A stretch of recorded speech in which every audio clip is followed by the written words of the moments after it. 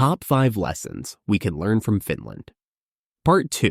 What Teachers Should Know. Teachers in Finland are trusted, respected, and rarely burned out. They don't chase test scores and still manage to produce some of the world's most balanced, high-achieving students. So what can we learn from them? In Part 1, we explored what parents can learn from Finland. Now, let's turn to teachers. This video is a practical guide for educators who want to bring a bit of Finnish magic to their own classrooms. Yes, Finland shines in international rankings, but their real secret isn't the scores. It's how they teach, not just what they teach. Lesson 1.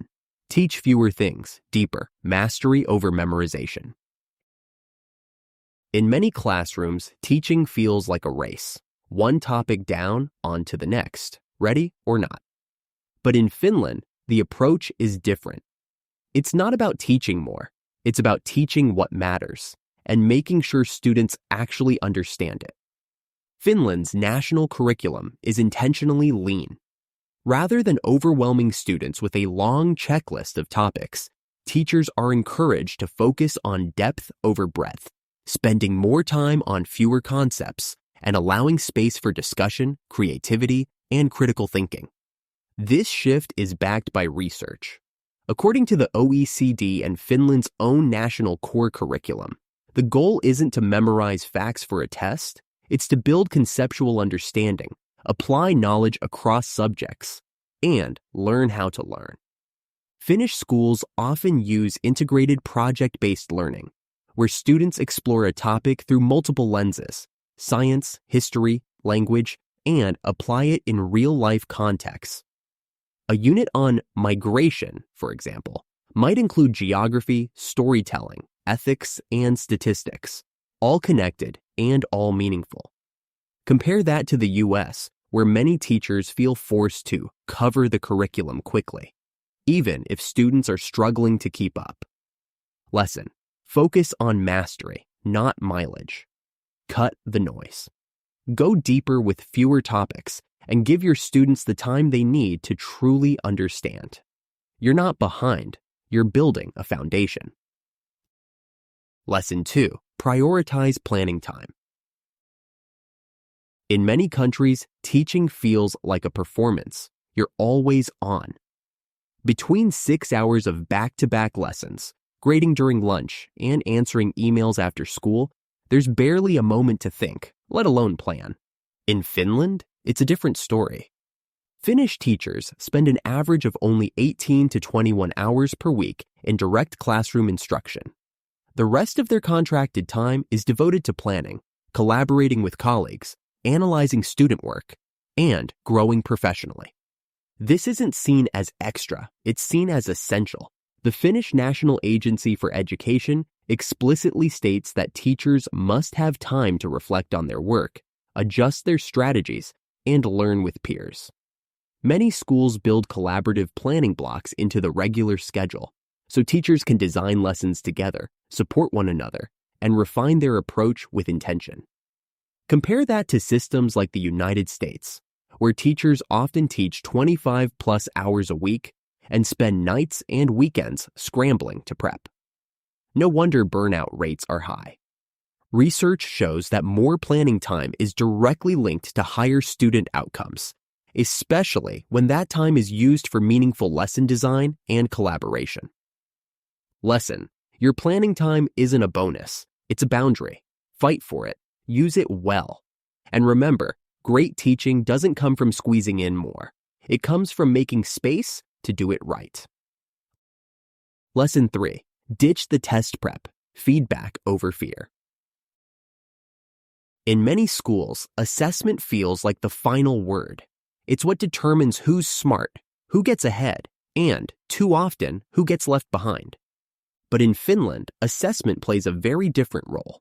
There are no national standardized tests before high school. No weekly multiple-choice quizzes just to collect points. No high-stakes exams that determine a school's funding or a teacher's value. Instead, assessment in Finland is ongoing, formative, and rooted in trust. Teachers use it not to sort or rank students, but to understand where they are and how to support them next. In fact, Finnish students are rarely even graded before 5th or 6th grade, and when they are, those grades are typically based on qualitative feedback, self-reflection, and teacher observation, not rigid rubrics or machine-scored tests. According to Finland's national core curriculum, the goal of assessment is to promote learning, support student growth, and guide teaching, not to punish or compare.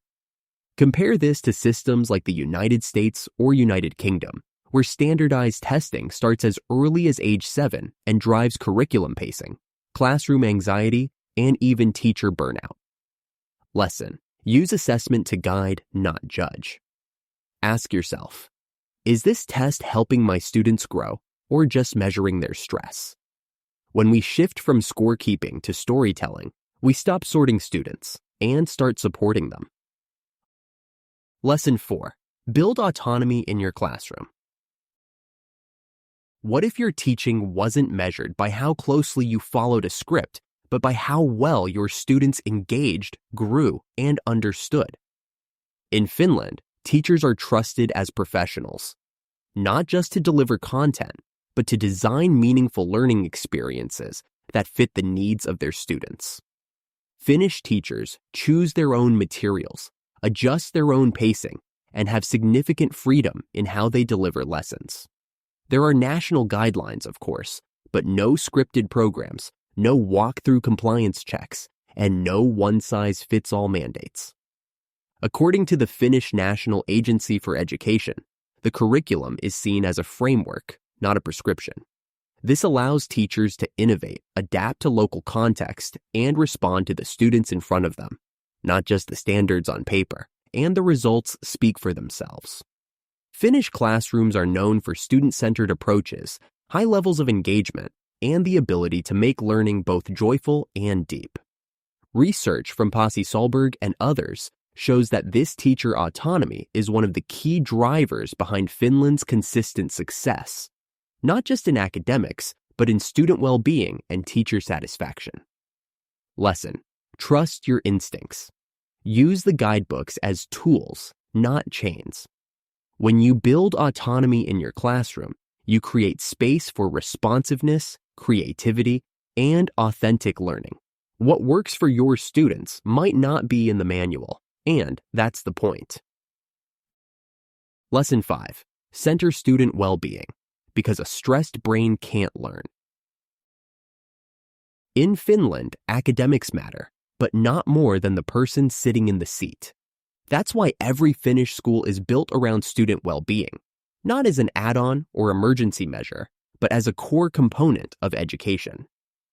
Every school includes a multi-professional support team, typically made up of a nurse, psychologist, school counselor, and social worker. These professionals don't just show up when there's a crisis. They are embedded in the school community, meeting with students regularly, offering guidance, and proactively supporting emotional health. But the support doesn't stop with staff. Teachers in Finland are trained to pause lessons when emotional needs arise. If a student is struggling, it's not seen as a disruption. It's seen as a signal that care comes before content. Recess is another protected piece of well-being. Finnish students receive an average of 75 minutes of outdoor time every day, regardless of weather. This isn't extra. It's evidence-based. Physical activity and emotional regulation go hand in hand. According to UNICEF and the OECD, Finland ranks among the top countries in the world for student happiness, life satisfaction, and mental health, all while maintaining high educational outcomes. Lesson: student well-being isn't something to get to after the lesson plan. It's the foundation for everything else. Make space for check-ins. Value connection over control. Because a calm, cared-for student is a ready-to-learn student. Teaching isn't just about delivering content. It's about building people, nurturing curiosity, cultivating confidence, equipping kids not just for tests, but for life. And Finland reminds us that great education doesn't come from pressure. It comes from trust. When teachers are supported, respected, and given professional autonomy, the entire system thrives. Not just academically, but emotionally, socially, and ethically. If this resonates with you, if you believe in putting people before performance, subscribe to this channel for more insights from the world's most student-centered, teacher-empowered classrooms. Subscribe to this channel for more insights from the world's most student-centered, teacher-empowered classrooms. And if you want to bring Finnish-style well-being and equity into your school, grab the free PDF guide linked below. 5 Finnish education practices you can use today. Lastly, tag or share this with a fellow teacher who needs a reminder. You are not just delivering a curriculum, you are shaping a life.